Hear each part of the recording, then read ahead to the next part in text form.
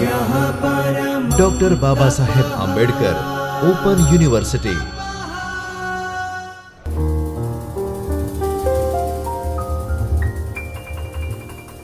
નમસ્કાર વિદ્યાર્થી મિત્રો, ડૉક્ટર બાબા સાહેબ આંબેડકર ઓપન યુનિવર્સિટીના ચૈતન્ય સ્ટુડિયોમાં આપનું હાર્દિક સ્વાગત છે। હું છું doctor Pravin Rathod, assistant professor અર્થશાસ્ત્ર વિભાગ, doctor Baba Saheb Ambedkar open university. વિદ્યાર્થી મિત્રો, આજે આપણે માસ્ટર ઓફ આર્ટ્સ ઇકોનોમિક્સના વિદ્યાર્થીઓ માટે પેપર સહકારનું અર્થશાસ્ત્ર, જેનો કોડ છે MA ઇકોન 210 યુનિટ 12 ભારતમાં સહકારી વ્યવસ્થાના માળખા અંગે ચર્ચા કરવાના છીએ।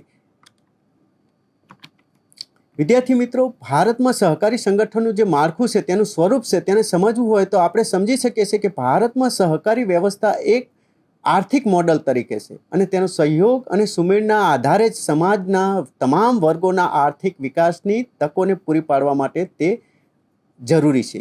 એટલા માટે ભારતમાં જો આર્થિક રીતે સદ્ધર થવા માટે લોકો એકસાથે મળી અને જે વ્યવસ્થા ઊભી કરી છે તેને આપણે સહકાર તરીકે ઓળખીએ છીએ। એટલે આ સહકારી માળખું જે છે એ ભારતમાં લોકોને સમાજના આર્થિક વિકાસ માટેનું એક મોડલ છે। એટલા માટે આપણે તેનું માળખું સમજવું ખૂબ જ જરૂરી છે। આપણે સહકારી વ્યવસ્થા અને સહકારી વિકાસનું જો માધ્યમ સમજીએ તો સહકારી મોડલની વિશેષતાઓ જોઈએ તો ભારતમાં સહકારી વ્યવસ્થા એક અનન્ય આર્થિક મોડલ તો છે જ, સાથે તે વિવિધ કક્ષાએ પર લોકોને એક સાથે સહયોગના આધારે વિકાસને પ્રોત્સાહન કરે છે। એટલે લોકોને આર્થિક વિકાસ તો થાય છે, પરંતુ સાથે સાથે તેમના સહયોગ અને તેઓ એકબીજા સાથે કઈ રીતે જોડાશે તેની પણ તેમાં ધ્યાન રાખવામાં આવે છે। એટલે આ એક એવું માળખું છે કે જેમાં ગ્રામીણથી લઈ શહેરી બંને વિસ્તારોમાં એક સાથે કાર્યરત હોય છે અને બંને એકબીજાના લાભ માટે કામ કરતા હોય છે, તમામના લાભ માટે કામ કરતા હોય છે, પોતાના સ્વાર્થ માટે નહીં પરંતુ તમામ લોકોના લાભ માટે કામ કરતા હોય છે। આ માળખું બહુસ્તરીય અને વ્યવસ્થિત હોય છે, જે સ્થાનિક સ્તરથી લઈને રાષ્ટ્રીય સ્તર સુધી વિસ્તરેલું હોય છે, આર્થિક વિકાસ અને સામાજિક વિકાસને પ્રોત્સાહન આપે છે અને લોકોના, સમાજના અને દેશના વિકાસમાં બહુ મોટો ફાળો આપે છે। સહકારનું જે વ્યવસ્થાનું માળખું છે તે ભારતમાં 3 સ્તરીય માળખું છે, એટલે ત્રિસ્તરીય માળખા તરીકે તેને ઓળખવામાં આવે છે। ત્રિસ્તરીય માળખામાં પ્રથમ છે પ્રાથમિક સ્તર, બીજું છે જિલ્લા અને રાજ્ય સ્તર અને ત્રીજું છે રાષ્ટ્રીય સ્તર। પ્રાથમિક સ્તરની અંદર શું હોય છે કે ગ્રામ્ય કક્ષાએ શહેરી વિસ્તારોમાં મૂળભૂત રીતે સામાન્ય રીતે જે લોકો એકઠા થાય છે, એકત્રિત થાય છે, નાના શહેરોની અંદર એકત્રિત થાય છે અને પોતે જે મંડળીઓ રચે છે, જે એકમો રચે છે તેને આપણે સહકાર તરીકે ઓળખીએ છીએ અથવા મંડળીઓ તરીકે ઓળખીએ છીએ। જ્યારે જિલ્લા કક્ષા અને રાજ્ય કક્ષાનું જે હોય છે તે કોઈ જિલ્લા કક્ષામાં હોય છે અને રાજ્ય સ્તરે પણ હોય છે, જેમાં પ્રાથમિક જે આ મંડળીઓ રહી જે ગ્રામ્ય કક્ષાએ અથવા તો નાના શહેરો કક્ષાએ છે, જે લોકોની સીધી જ પ્રાથમિક જરૂરિયાતોને સંતોષે તેની ઉપર કંટ્રોલ રાખે છે, તેને ધિરાણ આપે છે, તેને મદદરૂપ થાય છે, તેને માર્ગદર્શન આપવા માટે હોય છે।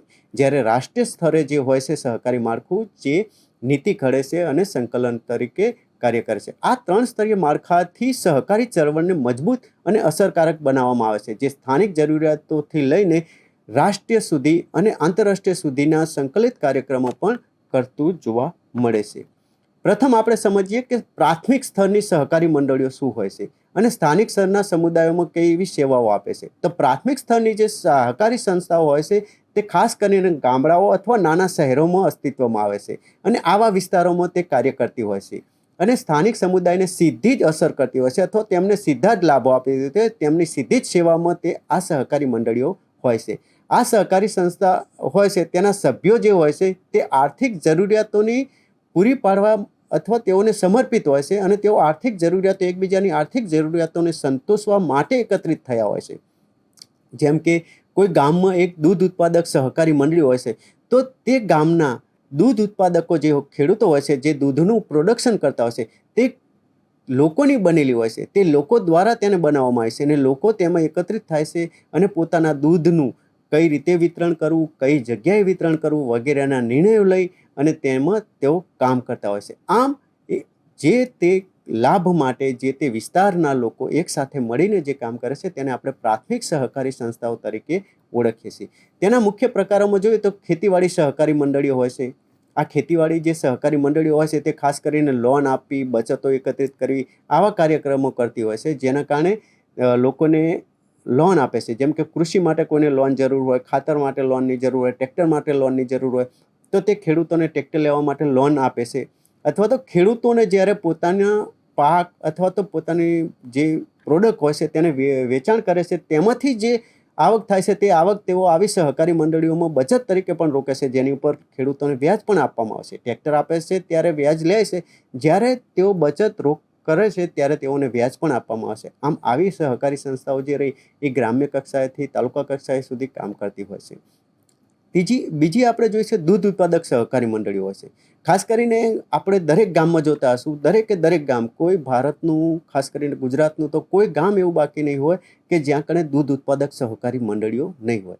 આ દૂધ ઉત્પાદક સહકારી મંડળીઓ જે તે ગામ અથવા જે તે વિસ્તારના લોકોના દૂધને એકત્રિત કરે છે, તેના વેચાણ કરે છે, તેનું વિતરણ કરે છે અને તેને વધુ લાભ કઈ રીતે દૂધ ઉત્પાદકને વધારે ને વધારે આવક પ્રાપ્ત થાય, તેનો આવક કઈ રીતે વધે, કેવો વધારે લાભ થાય, તેના ખર્ચમાં કઈ રીતે ઘટાડો થાય, તેના નિર્ણયો લેતી હોય છે.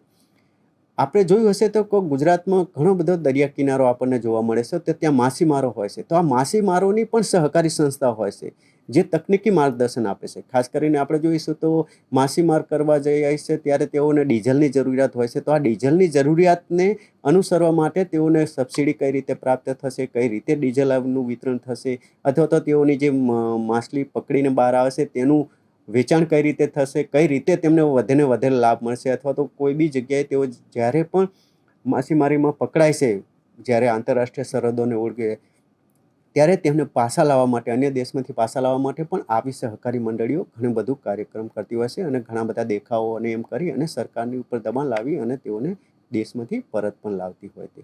તે જ રીતે ગ્રાહક સહકારી સંસ્થા હોય છે. જે ગ્રાહક સહકારી સંસ્થા હોય તે સામૂહિક જે ખરીદી કરતા હોય છે, એમાં ખરીદીમાં ગ્રાહકોને વધુને વધુ લાભ થાય તે અંગેના કામો કરતી હોય છે. મોટે ભાગે સ્થાનિક ખેડૂતો, નાના વેપારીઓ, ગ્રાહકો અને આજુબાજુના સંચાલકો દ્વારા જ આ પ્રાથમિક સહકારી સંસ્થાઓનું સંચાલન થતું હોય છે.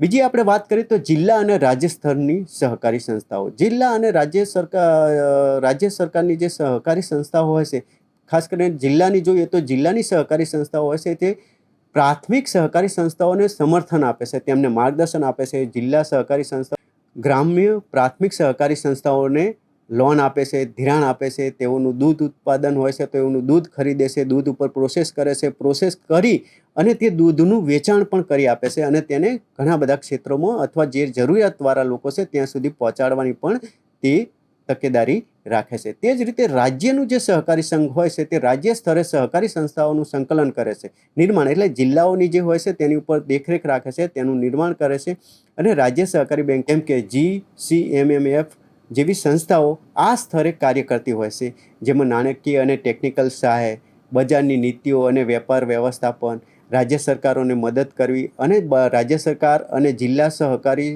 એકમો અને પ્રાથમિક સહકારી એકમો વચ્ચે સંકલન સાધવું, આવા તેઓ કામ કરતી હોય છે. ત્રીજું સ્તર છે તે રાષ્ટ્રીય સ્તરની સહકારી સંસ્થાઓ છે.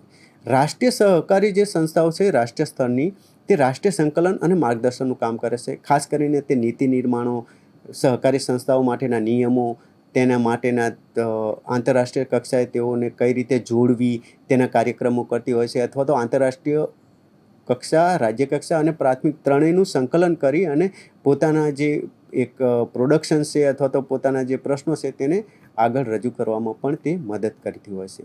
ખાસ કરીને રાષ્ટ્રીય સહકારી એક સંઘો જે સમગ્ર દેશમાં સહકારી ચળવળને ખૂબ જ મજબૂત કરે છે, એકીકૃત કરે છે. આ સંસ્થાઓની નીતિ નિર્માણ અને નાણાકીય સહાયને આંતરરાષ્ટ્રીય સહકારના માટે મુખ્ય ભૂમિકા ભજવે છે. જેમ કે નેશનલ કોઓપરેટિવ ડેવલપમેન્ટ કોર્પોરેશન જે નીતિ ઘડતર અને નાણાકીય સહાય પૂરી પાડે છે, national federation of state cooperative banks જે બેન્કિંગ ક્ષેત્રનું સંકલન કરે છે, national cooperative union of India તાલીમ અને સંશોધન માટે કાર્યરત કરતી હોય છે. ખાસ કરીને આપણે જોઈએ તો રાષ્ટ્રીય સ્તરના જે મુખ્ય કાર્યો તેમાં નીતિ ઘડતર અને આયોજનનું હોય છે. તો રાષ્ટ્રીય સ્તરે સહકારી નીતિઓ અને વ્યૂહરચના બનાવી તથા તેનો અમલ સુનિશ્ચિત કરવો, નવી યોજનાઓનું સર્જન કરવું અને વિકાસ માટેના માર્ગદર્શનો પૂરવા માટેનું કામ કરતી હોય છે. ત્યારબાદ તેઓ તાલીમ અને સંશોધનનું પણ કામ કરતી હોય છે. સહકારી સંસ્થાઓમાં કર્મચારીઓ અને સભ્યોને તાલીમ આપવી, નવી તકો અને ટેકનોલોજી હોય છે, નવી પદ્ધતિઓનું સંશોધન કરવું અને માર્ગદર્શન આપવા માટેનું કાર્યક્રમ કરતી હોય છે. નાણાકીય સહાય અને સબસિડીઓ પણ આપતી હોય છે, જેમ કે વિવિધ રાજ્ય સહકારી સંઘને નાણાં, લોન, અનુદાન પૂરી પાડવા અને નાણાકીય સ્થિરતા અને મૂડી સહાય અને વ્યાજ સબસિડી આપવામાં પણ કાર્યરત કરતી હોય છે. સાથે જ રાષ્ટ્રીય સ્તરની જે સંસ્થાઓ હોય છે તે આંતરરાષ્ટ્રીય કક્ષાએ જે સહકારી ચળવળો ચાલતી હોય છે અથવા સહકારી એકમો ચાલતા હોય છે તે સહકારી એકમોને વૈશ્વિક રીતે જોડે છે. ભારતની સહકારી સંસ્થાઓને અન્ય દેશોની સહકારી સંસ્થાઓ સાથે જોડે છે, વૈશ્વિક સંસ્થાઓ જે છે તેની સાથે જોડે છે. એટલે વૈશ્વિક સહકારી સંગઠનો સાથ, સંપર્ક અને સહયોગ અને આંતરરાષ્ટ્રીય શ્રેષ્ઠ પ્રથાઓનો અભ્યાસ કરી અને અપનાવવાની થતી નવા તથા નવા જ્ઞાન અથવા નવા વિનિમયોની પ્રથાને દાખલ કરે છે અને તે રીતે તેઓ કાર્ય કરતા હોય છે. કાયદાની રીતે અને વહીવટી માળખું જોઈએ તો નિયમ અને પારદર્શિતા માટે ભારતમાં સહકારી સંસ્થાઓનું સંચાલન મજબૂત કાયદાકીય હેઠળ હોય છે, જે આ વ્યવસ્થા પારદર્શિત, જવાબદારી અને સભ્યતાઓના હેતુનું રક્ષણ કરતી હોય છે. જેમ કે આપણે જોઈએ છીએ તો 1912માં કોઓપરેટિવ સોસાયટી એક્ટ દાખલ કરવામાં, જે મૂળભૂત કાયદો છે જે સહકારી સંસ્થાઓના નિર્માણ અને સંચાલનના નિયમો નક્કી કરે છે. ત્યારબાદ 2002માં મલ્ટી સ્ટેટ એક્ટ પસાર કરવામાં, જે બહુસ્તરીય બહુરાજ્ય એટલે કે જુદા જુદા રાષ્ટ્રીય રાજ્યો વચ્ચે જે કાર્યરત સંસ્થાઓ છે તેના નિયમો માટે અને તેના વિશેષ કાયદાઓના અમલમાં લાવવા માટે લાવવામાં આવે. જેમ તે જ રીતે વર્તમાનમાં રાજ્ય સરકારો ઘણા બધા કાયદાઓ લાવી રહી છે, જેમ કે દરેક રાજ્યમાં પોતાના સહકારી કાયદાઓ અને રજિસ્ટર્ડ કોઓપરેટિવ એક્ટો પણ હોય છે જેનું પાલન કરવાનું હોય છે. આમ કેન્દ્ર અને રાજ્ય સરકારો દ્વારા નીતિ ઘડવામાં આવે છે, જેમાં નાણાકીય સહાય, સબસિડી અને ટેકનોલોજીનો જે કંઈ સમર્થન સમાવેશ થાય છે તે પણ કરવામાં આવે છે. સાથે જ આપણે જોઈએ તો સહકારી માળખાનું મહત્ત્વ અને સફળતાના પાયાની વાત કરીએ તો આર્થિક અને સામાજિક પ્રભાવ જોઈએ તો ભારતનું સહકારી માળખું ગ્રામ્ય અને શહેરી વિસ્તારોમાં આર્થિક સમૃદ્ધિ અને સામાજિક વિકાસ માટે અત્યંત મહત્ત્વપૂર્ણ છે. આ વ્યવસ્થા લાખો લોકોને રોજગારી આપે છે અને આત્મનિર્ભરતાની તકો ઊભી કરે છે. આ માળખું જે રહ્યું સહકારી માળખું, તેને સ્થાનિક જરૂરિયાતોને પહોંચી વળવા માટે અને બહુસ્તરીય તેની સફળતાના માટે ખૂબ જ જરૂરી છે. અને સભ્યોની સક્રિય ભાગીદારી, સરકારી સમર્થન અને આધુનિક વ્યવસ્થાપનના કારણે તે ઘણી સફળ થઈ જાય છે. સભ્યોની ભાગીદારી જોઈએ તો લોકશાહી નિર્ણય અને પ્રક્રિયાની સહભાગીદારી માટે લોકો એકસાથે મળે છે અને લોકો પોતાના નિર્ણયોથી જ સહકારી સંસ્થાઓનો વિકાસ કરતી હોય છે. સરકાર પણ સમર્થન આપતી હોય છે, નીતિ વિષયક માર્ગદર્શન આપતી હોય છે, તેમના નિયમો બનાવતી હોય તો આર્થિક મદદની જરૂર હોય તો આર્થિક પણ મદદ આપતી હોય છે. તેવી જ રીતે આધુનિક વ્યવસ્થાપન જે થાય છે, તકનીકી અને નવી નવી ટેકનોલોજી આવે છે તેનો પણ સહકારમાં જરૂરી માર્ગદર્શન તરીકે પૂરું પાડવામાં આવે છે. આધુનિક પડકારો જોઈએ, ભવિષ્યની દિશા અને આધુનિક પડકારની જો વાત કરવી તો સતત તેમાં સુધારાની જરૂર આપણને વર્તાઈ રહે છે. કારણ કે સહકારી માળખું જે હોય છે તે સહકારી માળખું તો છે, પરંતુ 21મી સદીમાં જે નવા પડકારો સામે આવે છે તેમાં સતત સુધારો કરવો અને આધુનિકીકરણની જરૂર છે. આ પડકારોને સફળતાપૂર્વક સંબોધવાથી સહકારી ચળવળ ખૂબ જ મજબૂત અને અસરકારક બની શકે છે.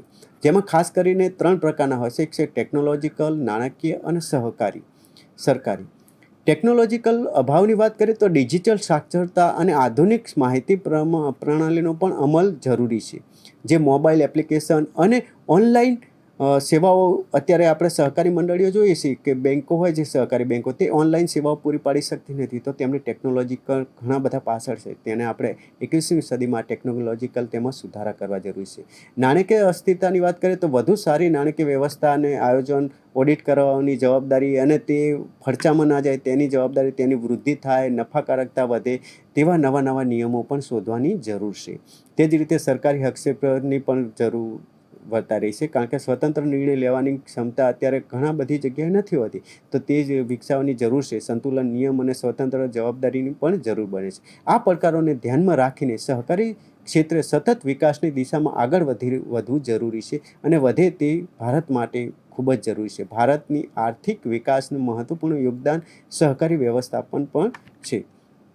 મિત્રો, આજે આપણે જે સહકારી એકમનો વહીવટી માળખાને જે અભ્યાસ કર્યો છે તેને તમે વિશેષ એકમોમાં પણ આપણે SLMમાં પણ આપેલું છે, સમજી શકશો. પરંતુ આપણે જોવું જોઈએ કે ભારતમાં સહકારી માળખું અથવા સહકારી વ્યવસ્થા એક આર્થિક મોડલ છે જે ભારત જેવા દેશના વિકાસ માટે ખૂબ જ મોટો ફાળો આપે છે. અમૂલ જેવી દૂધ સાગર ડેરી, અમૂલ ડેરી આ આપણા દેશના વિકાસમાં ખૂબ જ મોટો ફાળો આપે છે. વધારે અભ્યાસ આવતા લેક્ચરમાં કરીશું. ત્યાં સુધી હું રજા લઉં છું. ધન્યવાદ. ખૂબ ખૂબ આભાર. स्वाध्यायः